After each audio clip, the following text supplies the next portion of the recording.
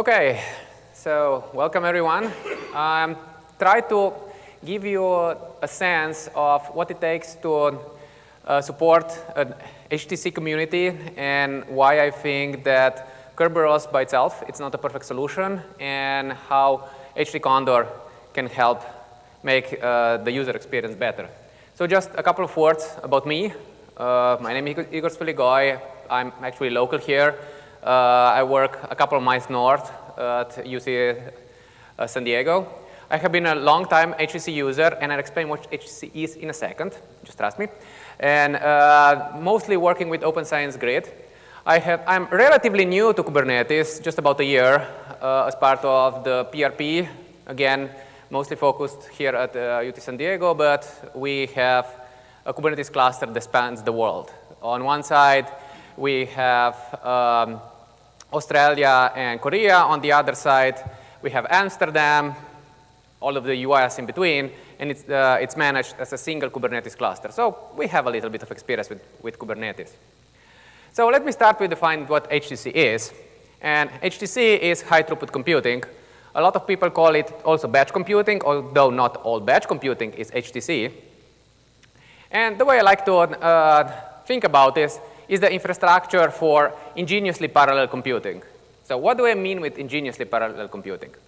Ingenious parallelism is when you get a big problem and you manage to slice and dice it in such a way that you can schedule it independently over many, many, many independent pieces. Really, the important thing is independent. And then you try to make it as simple. The requirements should be as simple as possible so that you can use as many different kinds of resources as you can get your hands on. And I know that a lot of people call it embarrassingly parallel computing, but it should not be called that way, because to actually get a problem decomposed that way, it's really hard work. Very few things just come prepackaged in such a way. You have to think it really carefully in order to have really very few dependencies between your objects. Now, I understand that not every problem can be cast that way. I have been working with an application that was trying to do a global FFT. You cannot do that this way. But there are a lot of applications that actually fit very nicely. Monte Carlo simulation, parameter sweeps, event processes, feature extraction. You have millions of independent images. They're independent. Treat them as such. Don't try to put dependencies artificially where they are not. But there are many, many more. And the real clever people come with ways of making it very, very loosely coupled all the time. Now, how you may say, yeah, but this is fringe. No, it's not. I work for Open Science Grid, and we managed, using the HTC paradigm, about 100,000 cores DC. Here you see the last 6 months. You see, yeah, it goes a little bit up and down, but we are about at 100,000 cores. So it's not small. And there are all kinds of sciences that rely on it. Yes, physicists dominate. I think they're quite smart. But there are a lot of other sciences which have typically lower demands, but they are all there. You have economists, biologists, we have nutritional sciences, agronomy, we have some zoologists that do it. There are a lot of places where you can actually do, and sorry, I don't have any industry in here. We are just not funded to support industry. It's just science. But I'm sure that there is plenty of use cases where in industry you can do the same. Now, having defined what I mean with HTC, is Kubernetes a good fit? Well, yes.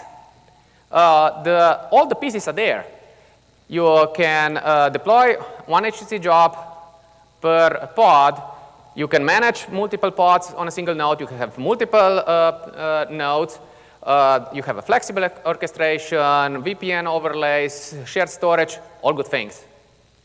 However, when you get a user say, OK, here you have Kubernetes, use it. They said, yes, but it doesn't have what I'm used to. How do I do index parameter passing? Who will manage my inputs and outputs? And as an admin, I said, well, I have 10 million pods and only 10,000 nodes. Where is the fair share? The scheduler in Kubernetes is mostly priority FIFO. And I don't know if you can scale to millions or tens of millions of pods, which is something that it's the norm in the HTC community. We literally have tens of millions of jobs waiting in the queues all the time. Plus, something that is not really a fault of Kubernetes, is just user inertia. The APIs of Kubernetes tend to be quite different from the ones that batch users are used. And also, if I want to use any other resource, how do I get it in my Kubernetes cluster? We just heard about the cluster API, but that's just a very small subset of what you can do. So how about we just take HTCondor and use it to help the HTC users to use Kubernetes? Now, why HTCondor? Well, it's one of the major batch file systems. It's HTC focused. It's not a case that is called HTCondor, although they were forced to rename themselves from Condor for other reasons. It's very flexible, and it's often used in very heterogeneous environments. It has native support for containers, which it's something that everybody that wants to use Kubernetes wants to, and it's highly scalable. It happens to be what we use in Open Science Grid, so I'm very familiar with it, and I like it a lot. And really, it is highly scalable. We just did this big run when we created the biggest ever cloud HTC pool, 350 petaflops across all the clouds.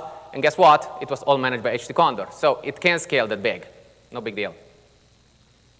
It was about 270,000 CPUs in there, or cores. Now, why is it that it works that well? Well, because its architecture is fundamentally meant to be scalable and flexible and everything else. And it tries to do what HTC users need. On one side, you have the queue, which is persistent, and users usually log into their SSH or whatever and submit locally. And once they do, they can go away, and it will keep all the state there. On the other side, you have the execute machines, and you install essentially a daemon that manages it. And then everybody just talks to a certain collector.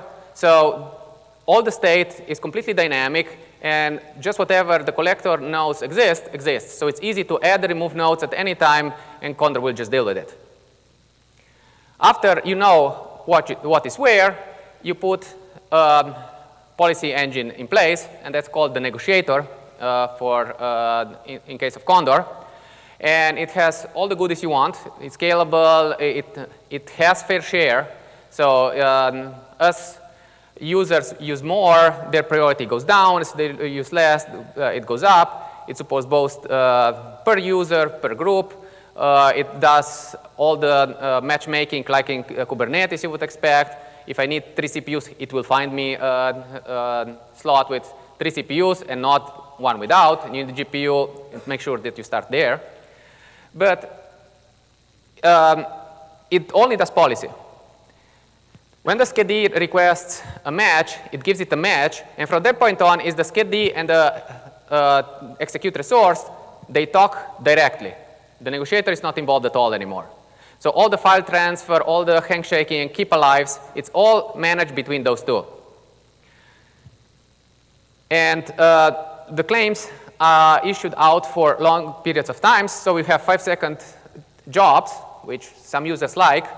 The schedD can manage, send those thousands of jobs to the execute and back without putting undue pressure on the policy engine.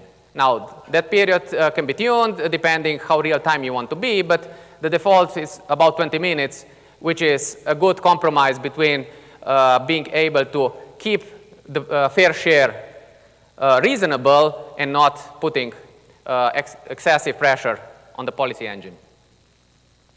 Now, how do we use HTCondor with Kubernetes? The most obvious thing is you have already your scheduler and central manager that users are using for other reasons, and you just deploy a pod that contains Condor stud in Kubernetes. Voila!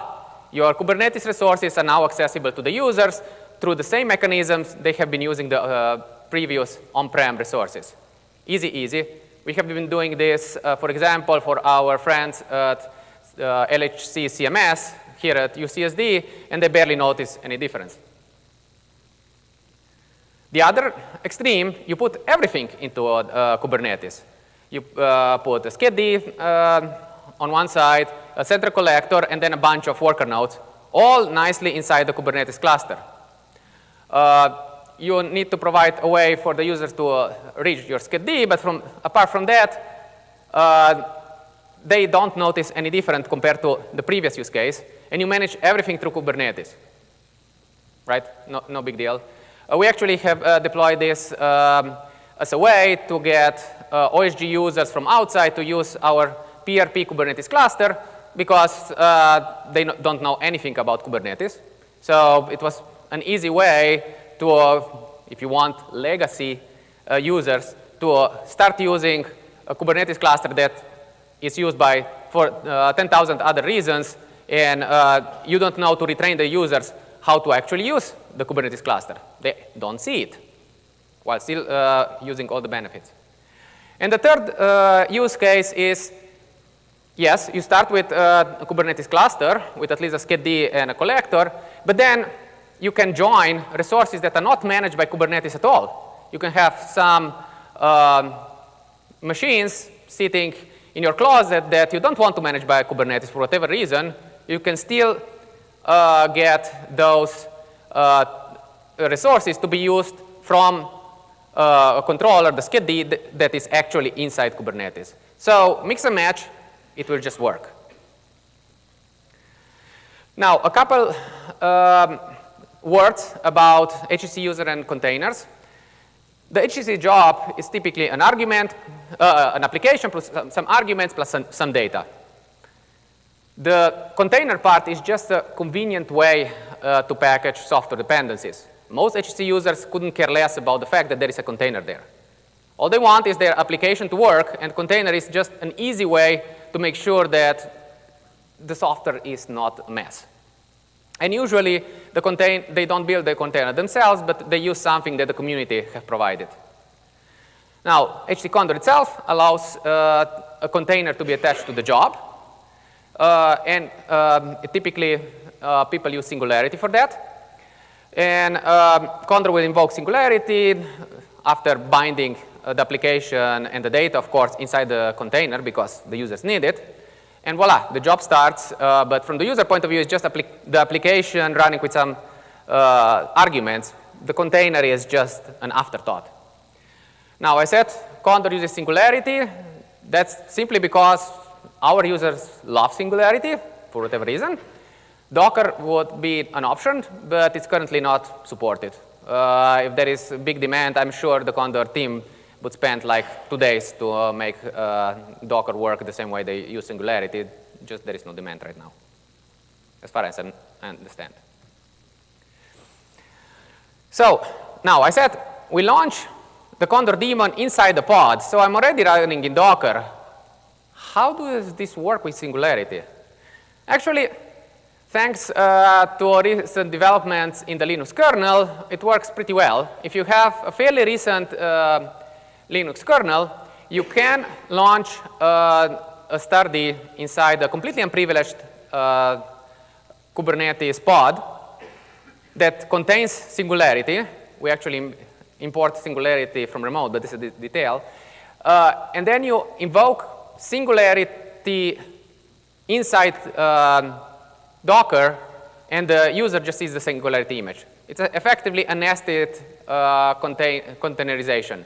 And it works great, assuming you have the latest kernel. And that's what we do in PRP because we have diligent users that like very recent kernels, no matter what the underlying operating system is.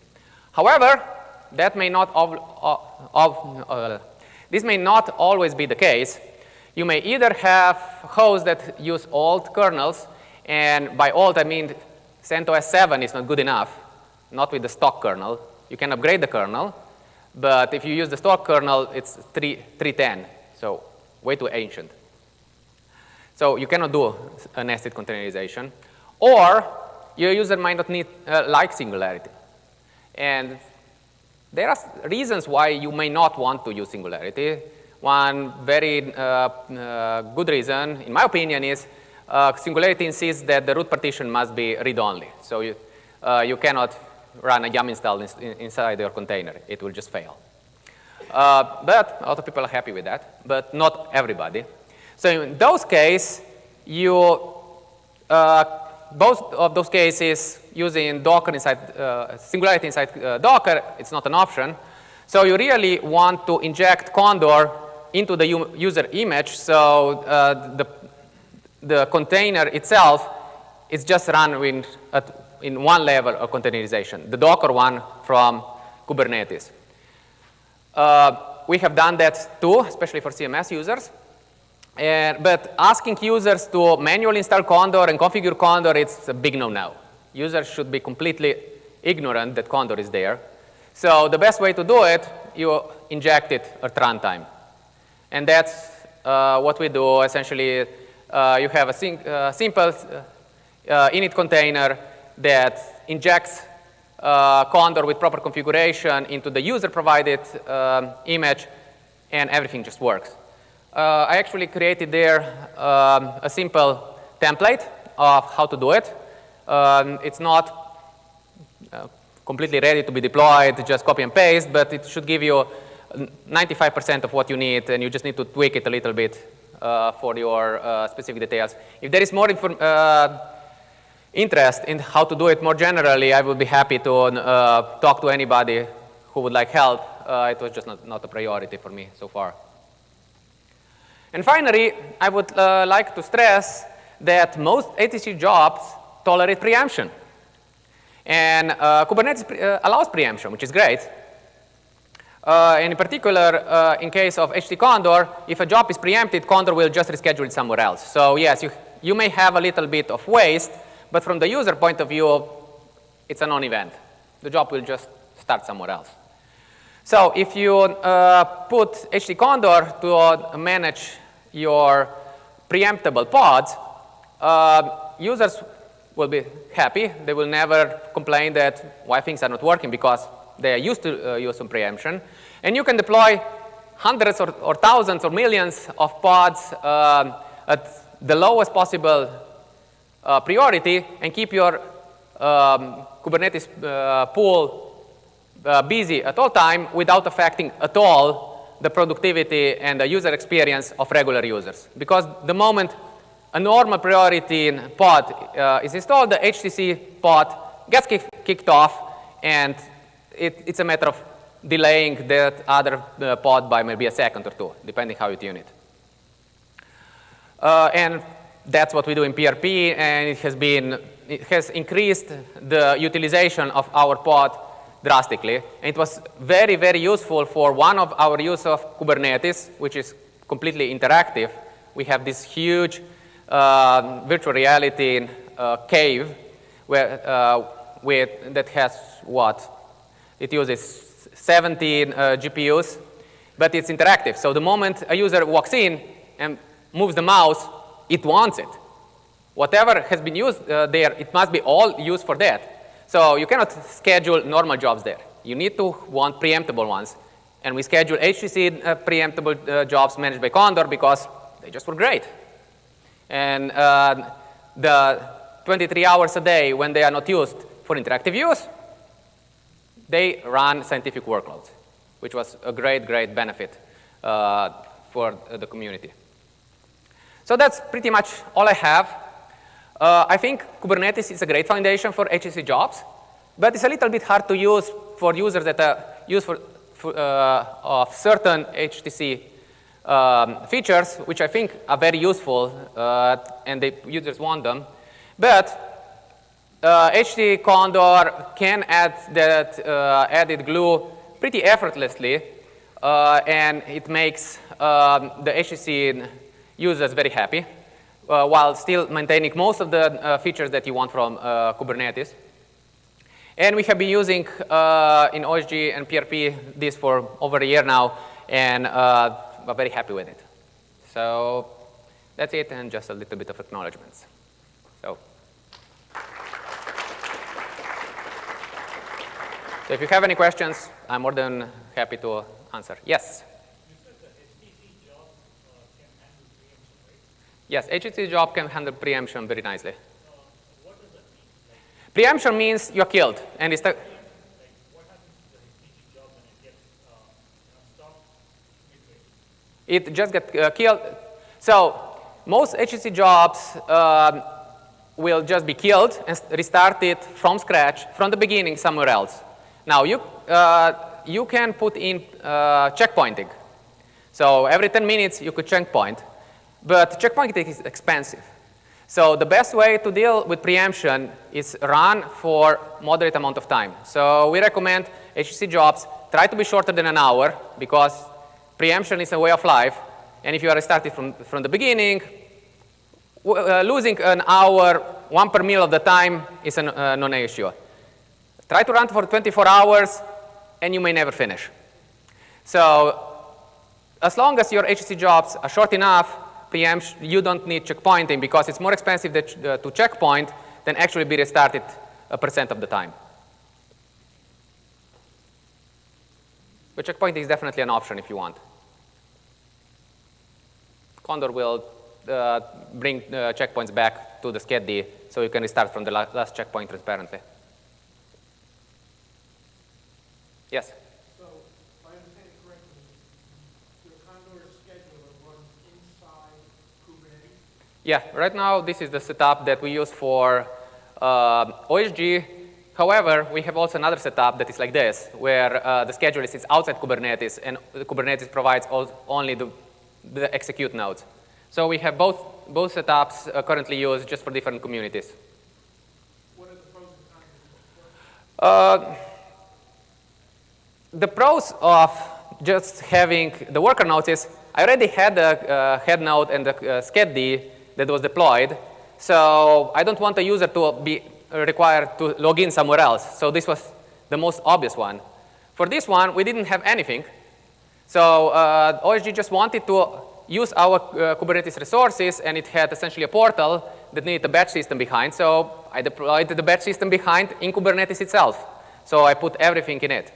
It really depends. If you have already a SCAD and collector deployed, in that case, if you're happy with the current setup, keep it. But it makes actually a lot of sense to put everything in Kubernetes, because Kubernetes is actually a great solution for managing services. And the collector and the SCAD are just two services. So Kubernetes is a great tool for that too. Do you have users logging into SCAD in a pod in Kubernetes, or how do they submit jobs? So right now, we don't have user that SSH into this SCAD when it's deployed like that. OSG has a portal application that users can submit to, and that portal that submits to the SCAD. But it would be trivial to install the SSH on that and expose it to the users.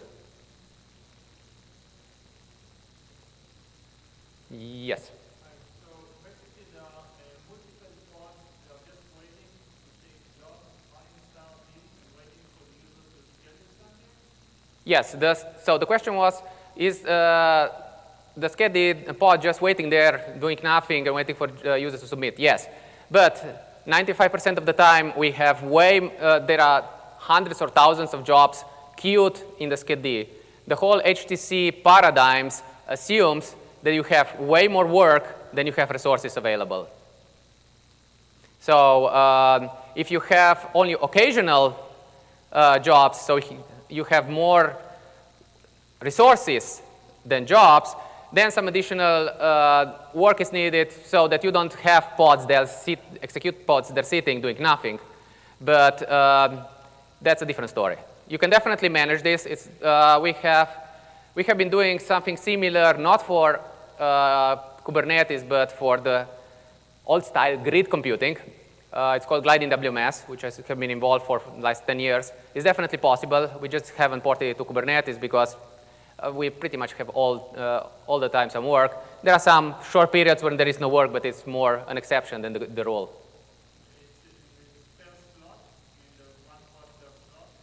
No, right now I think I have each pod currently requests like 8 CPUs and 1 GPU in a single request, and then Condor partition them and gives them out to various jobs. But that's completely configurable. It could go per 1 slot per pod or whole node per pod, whatever you think is more appropriate for your Kubernetes scheduling infrastructure. Condor is perfectly happy to give out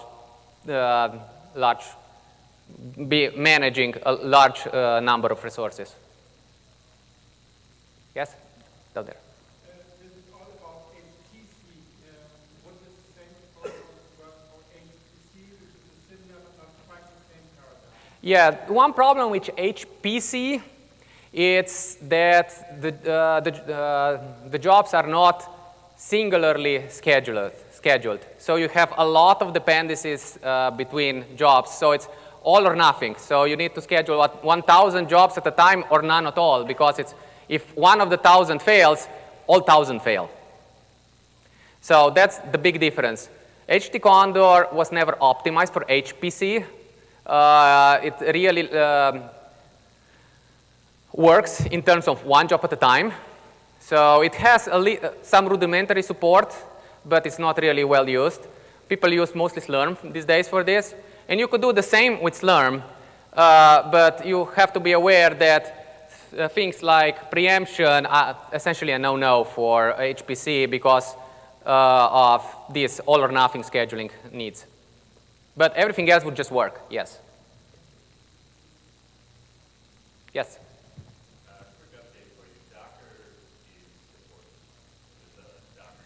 Well, Docker is supported, but not in the same way. So Docker was supported before Singularity, but Docker containers in Condor are used in completely different way than Singularity containers. So if you launch a Docker container in Condor, it will checkpoint the Docker container at the end and bring it back, which nobody wants. So very few people use it, the Docker container these days. Everybody goes with the Singularity one because it just has a different. It was designed in different times for different use cases in mind. So even though they are both containers, the semantics, it's completely different. Yeah, the Singularity support came out of the whole grid moving to containers and say, well, first they didn't want to use Docker because it doesn't really play well with other HPC systems. And the Docker universe didn't really make sense for that use case, but they just kept it because they thought people would want to submit containers and get back the checksum of the container, because Docker allows you to modify the root partition. So they will fit, well, people want to store their data in the root partition, so we will bring everything back. And as far as I know, almost nobody uses that, at least in my community. Everybody likes the Singularity approach where the root partition is read-only, and you want to explicitly bind in and out the data that you want. So yeah, it's true they support it, but not in the way you would want to use them inside for HTC, really. It's similar to their virtual machine universe, which has pretty much the same idea. Yes? I'm not familiar with Singularity, so just to understand, assuming the user has a Docker container with all its dependencies and binary that needs to run, the problem is that it needs to somehow have HTCondor style being inside its container? No. If you have a Docker container and you don't have the need to modify the root partition, you can launch it into Singularity and everything will just work. The only problem is when you want to use it for like interactive use. where you want to launch an instance and after an hour it is running, it says, oh, I forgot to install this, this application. Yeah, we'll just yum install it because it's easy. You cannot do that in Singularity. It's not really something you want to do for thousands of jobs, so it's a non-issue. That is why people really love Singularity for HTC. You want the container to be immutable. It's actually a good thing. So Singularity is perfect for that. But not all users are happy with it, especially when they want to do interactive stuff. That's why I'm saying they currently not support it, and sometimes people want to use the Docker semantics, but it's not something most users want. For HTC, it's really Singularity works great, and this is why everybody has moved to Singularity in Open Science Grid, because it just works great for the purpose it is needed. Any other questions? Nope. So I guess we're done. Thank you for coming.